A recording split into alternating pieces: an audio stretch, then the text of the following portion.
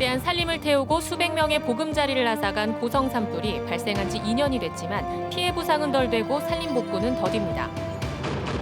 체육시설 이용자를 고리로 강릉 지역에서 코로나19가 확산되고 있습니다. 가족과 접촉자는 물론 N차 감염까지 발생했습니다. 시세 차익을 노린 외지인들의 유입이 늘어나면서 동해안 신규 단지를 중심으로 아파트 값이 들썩이고 있습니다. 양양 기사문항을 가로막았던 준설선이 1년여 만에 인양됐지만 인근 어업인들은 피해가 계속된다며 보상을 요구하고 있습니다. 안녕하십니까. 뉴스데스크 강원입니다. 2019년 4월 4일 고성 속초 산불로 산림 2,871헥타르와 주택들이 불에 타고 267세대의 이재민이 발생했습니다. 2년이 지났지만 일부 이재민들은 여전히 컨테이너 생활로 어려움을 겪고 있고 보상금 문제 해결도 더디기만 합니다. 배현환 기자가 보도합니다. 올해 85살인 김태희 할머니. 고성군 토성면에 사는 김 할머니는 2년 전 산불 당시 살던 집이 모두 불에 타버려 임시 조립주택에서 생활하고 있습니다. 좁고 불편한 컨테이너에서 여름 더위와 겨울 추위를 2번씩 견뎌야 했습니다. 군유지였던 집터는 겨우 사들였지만 집 지을 돈이 없어 빈 땅으로 놔두고 있습니다.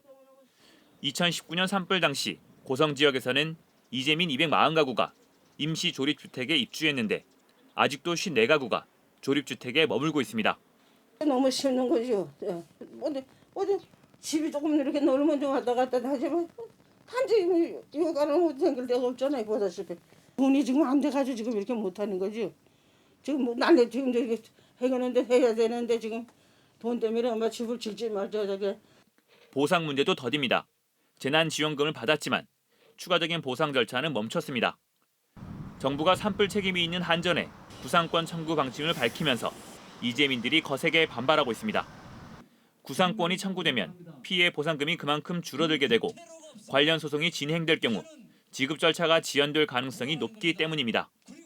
구상권 문제가 걸리다 보니까 피민들이 아직까지 재난 상황을 극복을 못하고 상당히 어려움에 처해 있는 이 현실이 매우 안타깝고 지금이라도 모든 관련 기관이 머리를 맞대서 꼭 소송보다는 봄비가 내린 야산에는 푸른 기운도 사라져버렸습니다.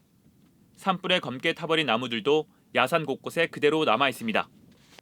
산불이 발생한 지 2년이 지났지만 현장에서는 산불 피해 당시 흔적을 어렵지 않게 찾아볼 수 있습니다. 고성 지역 산림 피해 면적 800만 제곱미터 가운데 60%가량은 나무 베기를 마치고 나무 심기에 나서고 있지만 벌채 동의를 받지 못한 사유림은 나무 베기도 쉽지 않은 형편입니다.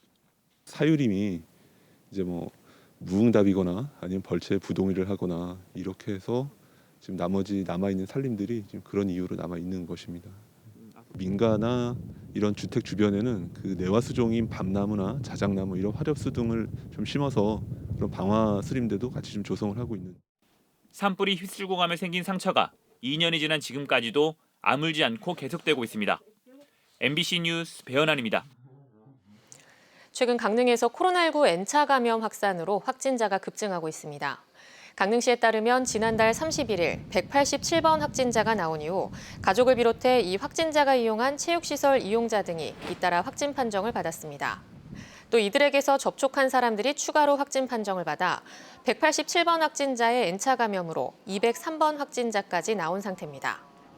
오늘은 두통과 몸살 증상이 나타난 10대가 추가 확진돼 감염 경로와 접촉자를 조사하고 있습니다. 한편 오늘 0시까지 도내 누적 확진자 수는 2,397명이고 사망자는 48명입니다. 이번 주 목요일부터 일선 교사들에게 코로나19 백신이 처음 접종됩니다. 강원도에는 보건특수교사와 보조인력 등 대상자가 2,000명 조금 넘는데 접종 동의자는 80%가 넘었습니다. 강화길 기자입니다. 코로나19 백신 우선 접종자 중 대상 교사는 모두 2,082명. 특수학교와 특수교육지원센터 교직원, 일반학교 특수교사, 특수교사 보조인력 등 특수교육 종사자가 1,391명입니다. 또 보건교사와 보건교사가 없는 학교의 보건 담당교사, 보건교사 보조인력 등 691명. 접종은 8일부터 이달 28일까지입니다. 강원도교육청은 실제 접종 동의자는 90%가 조금 못 미친다고 밝혔습니다. 경기도교육청의 67%, 충북교육청 64%에 비해 크게 높은 수치입니다. 백신 접종에 동의한 교직원들은 근무지의 보건소에서 접종을 받습니다. 하지만 춘천을 비롯한 일부 지역은 별도의 접종센터에서 진행할 방침입니다. 근데 보건소는 접종할 여력이 안 돼요. 사실은 공간이 안 나와서 그래서 접종센터에서 접종을 할 거로 결정을 막 이제 하려고 하는 단계예요. 보건소에 따라 하루나 많게는 3일에 걸쳐 접종합니다. 이들은 아스트라제네카 백신을 접종합니다. 강원도 교육청은 이동 시간이 긴 만큼 접종 당일을 공가 처리하기로 했습니다. 또 접종 다음 날 발열이나 통증 등 이상 반응이 나타나면 병가를 신청하도록 했습니다. 특히 학사 운영 공백을 막기 위해 교원별로 접종 일자를 달리하거나 대체 인력을 지원합니다. 학급별 접종 일정을 달리하고 임시 시간표를 운영하고 또 시간제 강사 인력풀 등 대체 인력을 활용해서 지원하도록 하겠습니다. 다른 교직원들의 백신 접종 일정도 구체화되고 있습니다.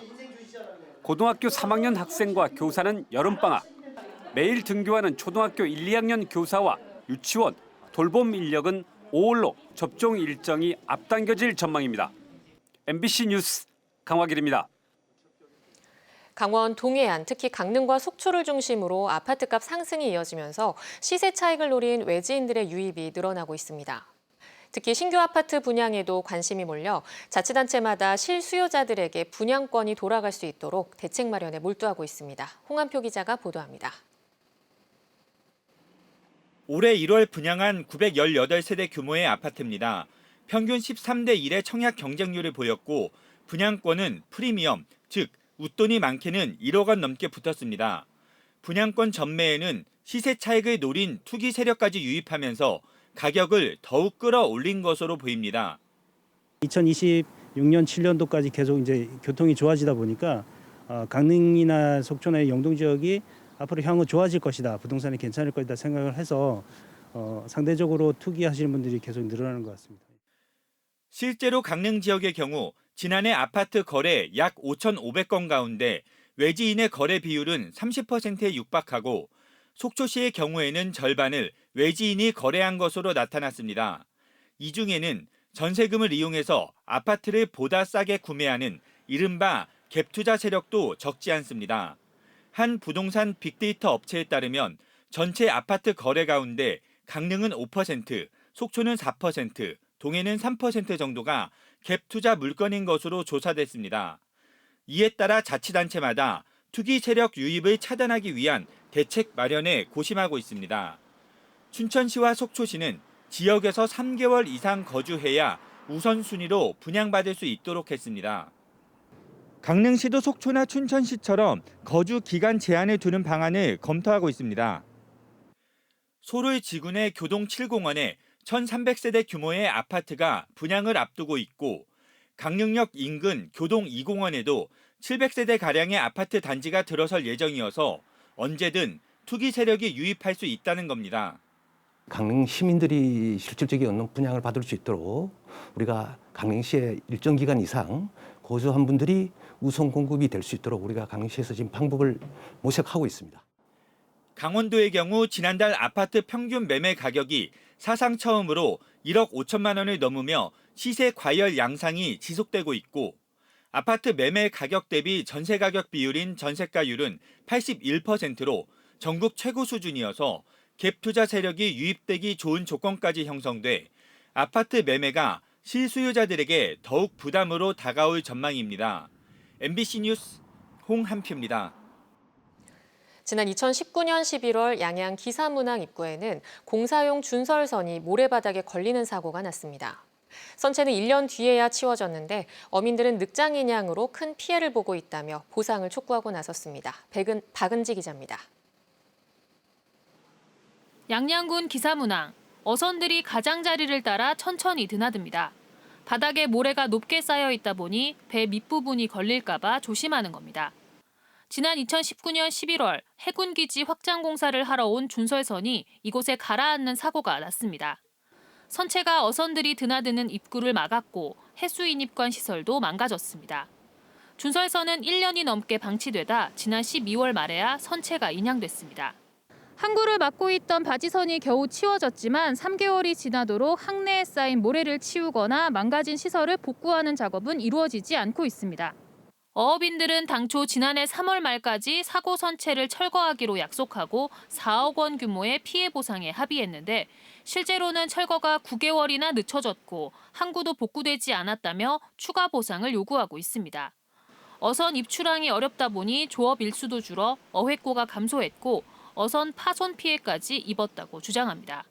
첫째가 준설 문제고 두 번째는 해수욕관이 이제 이 정례가 파손된 걸 해야 되는데 그것도 못 되고 지금 어민들 피해 입은 배들이 돈 지금 보상 한 개도 못 받고 지금 있는 상태고. 특히 규모가 큰 정치망 어선들은 아예 동산항으로 옮겨가 아직 돌아오지 못하고 있습니다. 어장까지 이동 거리가 늘어나면서 인건비와 유류비 부담이 크다고 호소합니다. 하루하루 여기 시간이 쫓기지요. 유로 경비라든가 인력이라든가 모든 게 지금 아주 연약한 상태에서 이거 언제 갈지도 모릅니다. 시공사 측은 당초 보상 때 인양 시점을 정한 적이 없고 추가 보상도 어렵다는 입장입니다. 본공사는 시작도 못하고 일어난 사고여서 원칙적으로는 준설선 업체의 책임이라는 겁니다. 보상을 해드렸던 것도 피해보다는 그 어청계획 지금 그 민원 좀 해소하고자 그렇게 보상을 해드린 거였고 기간에 대한 것도 명기가 안 돼 있는 걸로 전 알고 있거든요. 양양군은 일단 어업인들의 청원서를 검토해 필요한 지원책을 마련하겠다고 밝혔습니다. 해수 인입관 파손은 사고 책임을 놓고 다툼이 이어지고 있어 당장 어렵지만 항내 준설 작업은 조만간 실시할 계획입니다. 4월 20일부터 한국어촌어항공단 지원을 받아서 2차 준설 계획이 있습니다. 준설이 완료되면 지금 인근 항에 피항가 있던 중대 어선들이 복귀할 것으로 예상하고 있습니다. 국방부, 시공사 등은 해군기지 계류시설 공사 재개를 준비하고 있는 가운데 준설선 사고 피해 마무리가 제대로 이루어지지 않았다는 어업인들의 반발이 계속될 것으로 보입니다. MBC 뉴스 박은지입니다.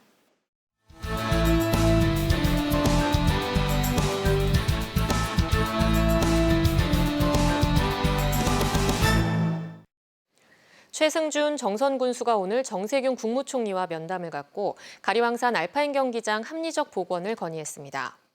최 군수는 오늘 정 총리와의 면담 자리에서 사전 준비 기간을 제외하고 알파인 경기장의 곤돌라와 운영 도로를 3년간 시범 운영한 뒤 검증을 거쳐 시설 존치 여부를 결정하게 해달라고 건의했습니다. 또 코로나19 영향으로 강원랜드 세입이 감소해 재정 운용에 어려움을 겪고 있다며 특별교부세 등 재정 지원을 요청했습니다. 환경부가 설악산 국립공원 면적을 확대하는 국립공원 계획 변경안을 추진하는 가운데 고성군이 지역 주민 의견을 수렴하고 있습니다. 고성군은 국립공원 면적 확대와 지구 변경 계획에 영향을 받는 간성읍과 토성면 주민들과 군청 관련 부서 의견과 건의사항을 수렴해 9일까지 환경부에 전달할 계획입니다. 강원 뉴스 마칩니다. 고맙습니다.